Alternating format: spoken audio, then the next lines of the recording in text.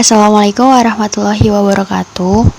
Kami dari kelompok 15 ST04 akan menjelaskan mengenai pasar persaingan sempurna.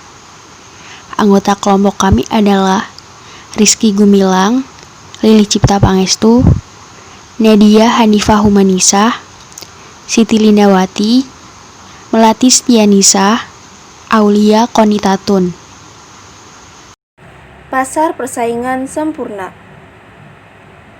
Pasar persaingan sempurna adalah pasar yang terdapat mobilitas sempurna dari sumber daya serta adanya pengetahuan yang sempurna baik pembeli maupun penjual, sehingga kekuatan permintaan dan penawaran dapat bergerak bebas. Karakteristik pasar persaingan sempurna. Yang pertama, banyak penjual dan pembeli. Kedua, perusahaan sebagai price taker, artinya pengusaha menyesuaikan dengan harga pasar yang ada, sehingga kurva demand elastis sempurna. Kemudian yang ketiga, komoditi yang diperjualbelikan sejenis atau homogen. Yang keempat, setiap perusahaan bebas keluar atau masuk. Lalu yang kelima, semua unit ekonomi mempunyai pengetahuan sempurna mengenai harga. Dan yang keenam, terdapat mobilitas sumber-sumber daya dalam aktivitas ekonomi sesuai prinsip-prinsip ekonomi. Contoh pasar persaingan sempurna diantaranya Bursa Efek Indonesia, pasar beras, pasar sayur, pasar kopi, pasar kentang, pasar daging, dan pasar buah. Berikutnya kita akan membahas kurva. Hubungan antara permintaan pasar dan perusahaan. Tidak ada perusahaan individual yang dapat mempengaruhi harga pasar. Kurva permintaan yang dihadapi oleh masing-masing perusahaan bersifat elastis sempurna. Lalu, kurva yang terjadi adalah sebagai berikut.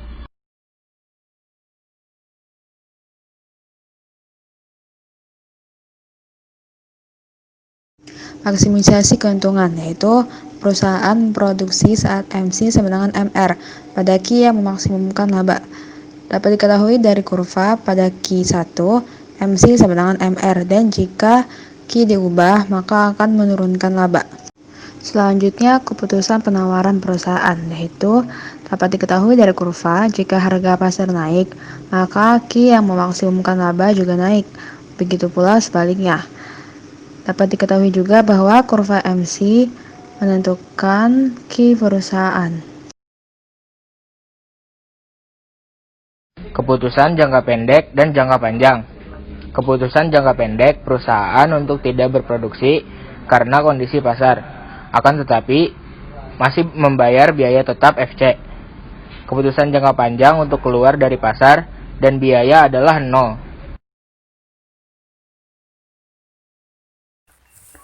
Keputusan output dalam jangka pendek.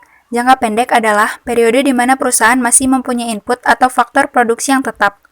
Untuk memaksimalkan laba, pemilik perusahaan harus menerima input tetap dan biaya tetap dan menentukan berapa banyak output yang akan dihasilkan dengan mengubah input variabel dan biaya variabel.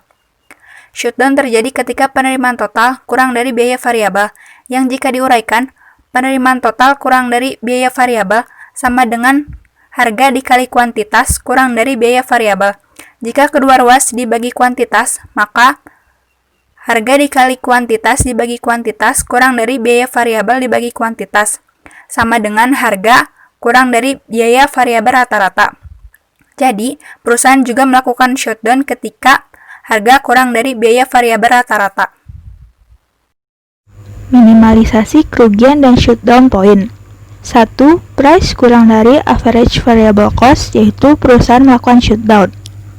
2. Kerugian tetap harus membayar fixed cost.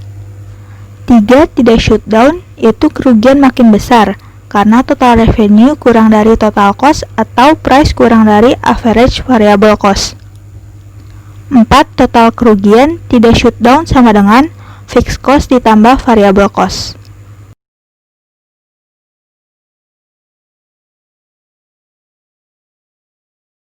Jangka panjang, exit dan enter.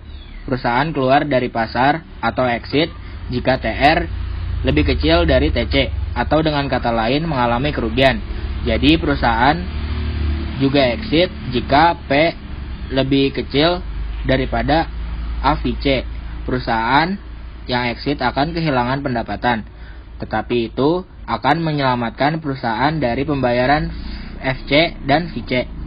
Perusahaan masuk ke pasar atau enter jika TR lebih besar daripada TC atau P lebih besar dari A VC. Artinya perusahaan akan mendapat keuntungan. Surplus konsumen, produsen, dan total kesejahteraan.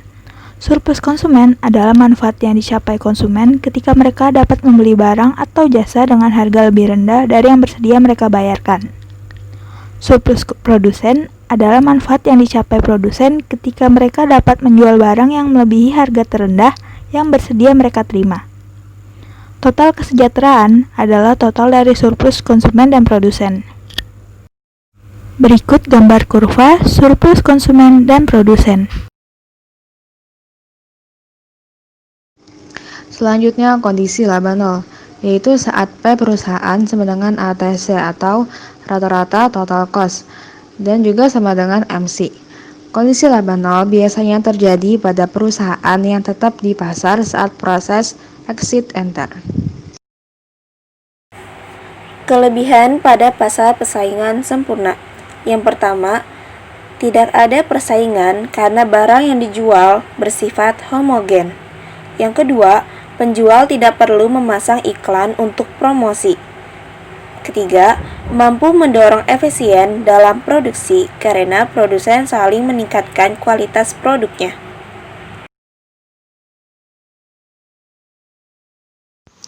Kelemahan pasar persaingan sempurna adalah yang pertama, dalam pasar persaingan sempurna tidak ada dana untuk melakukan penelitian atau pengembangan produk, sehingga inovasi yang dilakukan sangat minimal. Yang kedua, pembeli mengalami keterbatasan dalam memilih, karena produk yang dijual adalah sama dan kualitasnya sama. Yang ketiga, pekerja cenderung menerima upah atau gaji rendah. Dan yang keempat adalah seringkali adanya ketidakseimbangan dalam distribusi pendapatan dari masing-masing produsen yang mengakibatkan konflik keadilan. Sekian penyampaian dari kelompok kami. Semoga bermanfaat dan mohon maaf apabila ada kesalahan. Wassalamualaikum warahmatullahi wabarakatuh.